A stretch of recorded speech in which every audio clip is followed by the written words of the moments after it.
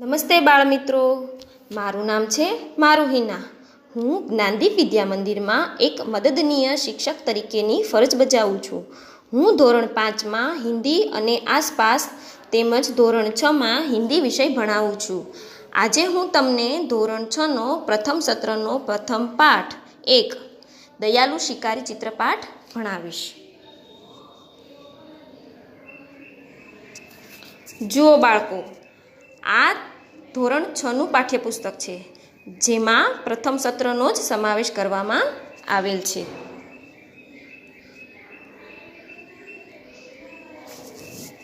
હવે જોઈશું અનુક્રમણિકા.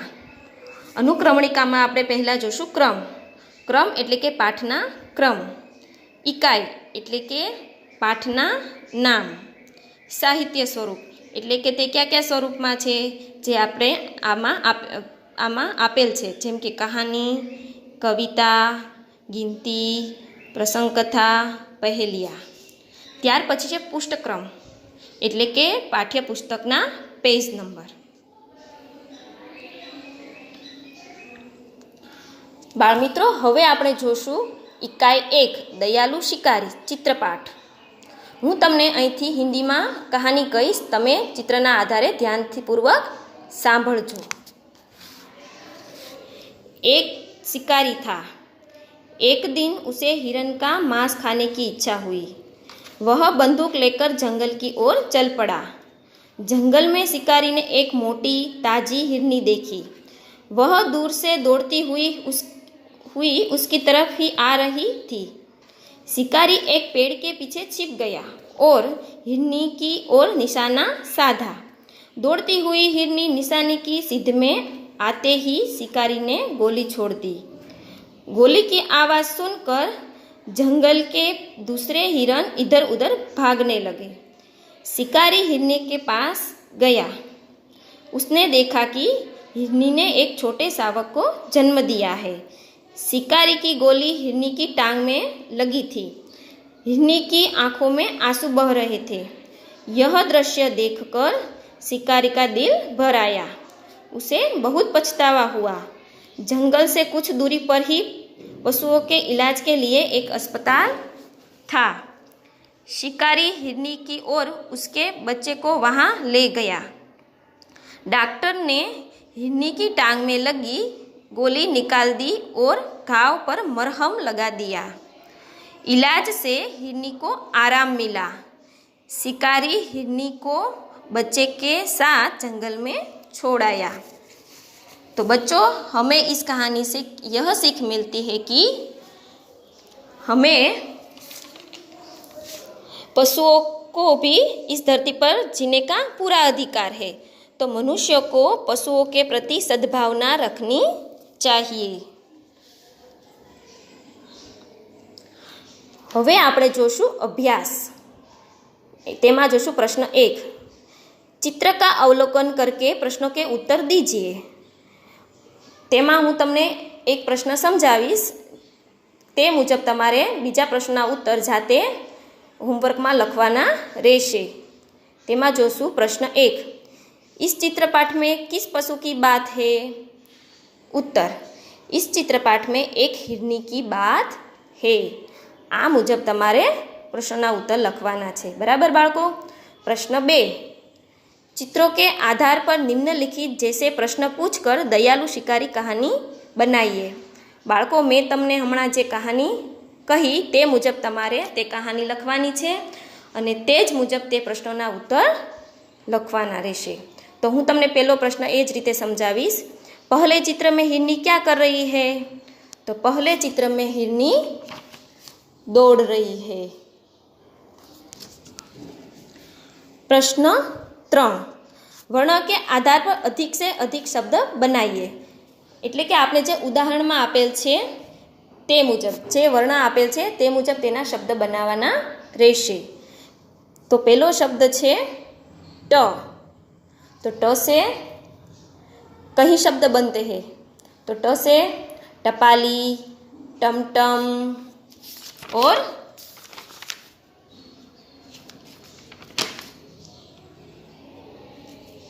टखना, टकसाल, आदि। આ જ રીતે તમારે શબ્દ બનાવવાના છે, બરાબર બાળકો? હવે જોશું સ્વાધ્યાય। તેમાં છે પ્રશ્ન 1, शिकारी हिरनी के पास क्यों गया? अपने विचार लिखिए। ચાલો બાળકો વિચારો तो હવે સાંભળો। शिकारी ने हिरनी पर गोली चलाई थी। वह यह जानना चाहता था कि उसकी गोली हिरनी को कहाँ लगी और अब वह किस दशा में है। यह जानने के लिए वह हिरनी के पास गया। હવે જોશું પ્રશ્ન 2। नीचे 2 प्रसिद्ध कहानियों के चित्र दिए गए हैं, उनके नाम लिखकर कहानी लिखिए। હવે બાળકો અહીં તમને જે 2 કહાની આપેલી છે તે હું તમને તે કહાની હિન્દીમાં કહીશ। પહેલી કહાની છે બાતુની કછુઆ। સાંભળજો બાળકો। एक तालाब था, उसमें कुछ कछुआ रहता था। वह बहुत बातूनी था। वही 2 हंस भी रहते थे। वे उसके अच्छे मित्र बन गए थे। एक साल वहाँ बरसात बहुत कम हुई। तालाब का पानी सूखने लगा। हंसों ने कछुए के साथ दूसरे तालाब पर जाने का निश्चय किया। वे एक लकड़ी ले आए और उसका एक एक सिरा अपनी अपनी चोंच से पकड़ लिया। बीच का भाग कछुए ने अपने मुंह से पकड़ लिया। हंसों ने कछुए से कहा, भाई तुम रास्ते में बोलना मत, बोलोगे तो लकड़ी मुंह से छूट जाएगी और तुम नीचे गिर पड़ोगे। दोनों हंस कछुए को लेकर उड़ने लगे। रास्ते में एक गांव आया। गांव के लोग इस प्रकार कछुए को लेकर उड़ते हुए हंसों को देखने के लिए जमा हो गए। लोगों को देखकर कछुए से चुप न रहा गया। उसने बोलने के लिए अपना मुंह खोला। उसी समय लकड़ी उसके मुंह से छूट गई और वह जमीन पर गिर पड़ा। बच्चों, इस कहानी से हमें क्या सीख मिलती है? तो सुनिए। बहुत बोलना बुरी आदत है। इसके कारण बड़ा संकट खड़ा हो सकता है, यहाँ तक कि जान भी जा सकती है। यह कहानी हमें बातूनी न बनने की सीख देती है। अब हम देखेंगे दूसरी कहानी। आपने यह कहानी तो सुनी ही होगी, प्यासा कौवा।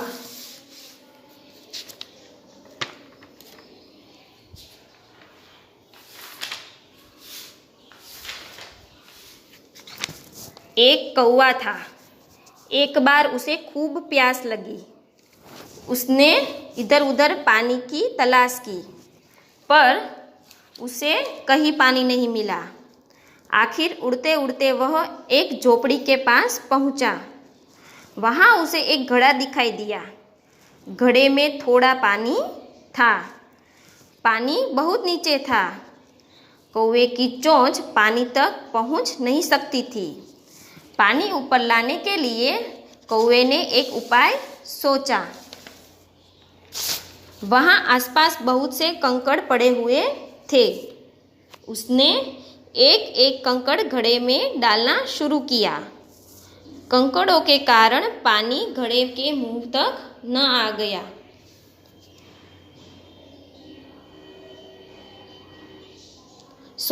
मुंह तक आ गया। कौवे ने घड़े का पानी पीकर अपनी प्यास बुझाई और उड़ गया। तो बच्चों, हमें इस कहानी से क्या सीख मिलती है? कि मुसीबत में अक्ल से काम लेना चाहिए, नहीं हमें गुमराह होना चाहिए।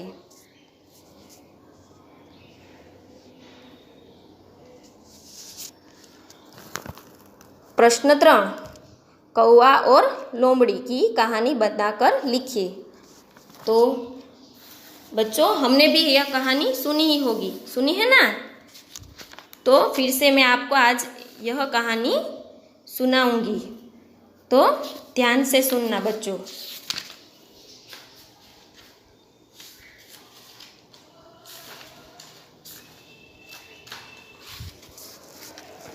एक बार एक कौवे को एक रोटी मिली। वह रोटी लेकर उड़ता हुआ एक पेड़ की डाल पर जा बैठा। इतने में एक लोमड़ी पेड़ के नीचे आई। उसकी नज़र कौवे की रोटी पर पड़ी। उसके मुंह में पानी आ गया। उसने सोचा, कौवे को मूर्ख बनाकर मैं उससे रोटी ले लूँ। लोमड़ी ने कौवे से कहा, कौवा भैया, कोई गाना सुनाइए ना, आपका गाना मुझे बहुत मीठा लगता है। कौवा लोमड़ी की चालाकी समझ गया। उसे लगा कि लोमड़ी रोटी पाने के लिए यह नाटक कर रही है। कौवे ने अपनी चोंच की रोटी अपने पंजे से पकड़ ली और वह जोर जोर से काँव काँव करने लगा। यह देखकर लोमड़ी आश्चर्यचकित रह गई। अरे, यह कौवा तो समझदार लगता है, ऐसा वह मन ही मन बोली और चलती बनी। फिर कौवे ने मज़े से रोटी खा ली। अपनी झूठी बड़ाई सुनकर हमें गुमराह नहीं होना चाहिए। तो बच्चों, इस कहानी से हमें क्या सीख मिलती है? तो सुनिए। तो इस कहानी से हमें यह सीख मिलती है कि हमें अपनी झूठी बड़ाई सुनकर हमें गुमराह नहीं होना चाहिए।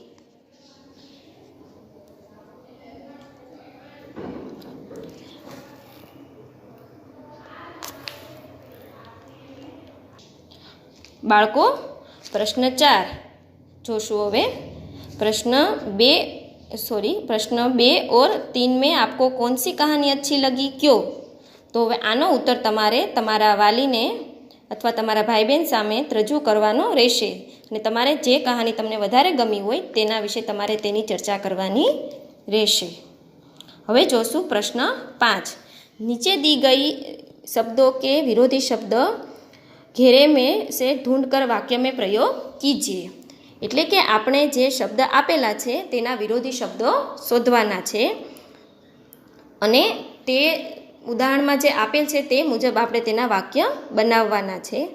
તો આપણે એક ઉદાહરણ આપેલ છે તે પ્રમાણે જોશું। દયાલુ એટલે કે એનો વિરોધી શું થાય? કોષ્ટકમાં આપેલું છે નિર્દયી। તો હવે આપણે પહેલાં દયાલુનું વાક્ય બનાવવાનું છે। तो दयालु मनोज ने आहत चिड़िया को बचाया। शिकारी तो निर्दयी तो शिकारी निर्दयी होते हैं। आ प्रमाणे तमारे बीजा विरोधी शब्द शोधीने जाते लखवाना अने तेना वाक्य बनावाना रहेशे। हवे छे प्रश्न 6। पहला तो आपणे ए जोशुं के संज्ञा एटले शुं। संज्ञा एटले के आप पढ़ चुके हैं कि किसी व्यक्ति, वस्तु, स्थान या भाव को प्रकट करने वाले शब्द को संज्ञा कहते हैं। एटले के जेमा व्यक्तिनुं नाम, वस्तु, स्थान अने जे भाव व्यक्त करवामां आवे तेने संज्ञा कहे छे। जे आपणे जोशुं प्रश्न 6 मां। प्रश्न 6। नीचे दिए गए वाक्यों में जो संज्ञा है उन्हें रेखांकित कीजिए। तेमां जोशुं प्रश्न 1। पूजन की परीक्षा 5 बजे तक चलने वाली है। पूजन तो पूजन ते शुं छे? व्यक्तिनुं नाम, એટલા માટે તેમાં અંડરલાઇન કરવામાં આવી છે એટલે સંજ્ઞા શું છે? પૂજન। એ જ રીતે બીજું છે सब અંબાજી जा रहे हैं। તો અંબાજી શું છે? સ્થાનનું નામ, એટલે એમાં નીચે અંડરલાઇન કરવામાં આવેલ છે। આ જ રીતે તમારે દરેક વાક્યમાં આપેલ છે એ જોશું। ત્રીજું, गुलाब का फूल मुझे पसंद है। तो फूल और मुझे। चौथुं, हिमालय की चढ़ाई बहुत कठिन थी। तो वे तेमां शुं आवशे? तो के हिमालय अने चढ़ाई। પાંચમું, આજ બિલ્લી સારા દૂધ પી ગઈ. તો તેમાં સંજ્ઞા કોને કહીશું? બિલ્લી. બસ બાળકો, આ જ રીતે આપણે પાઠ 1 દયાળુ શિકારી અહીંયા પૂર્ણ થાય છે. તો હવે આપણે બીજા વિડીયોમાં મળીશું. આવજો.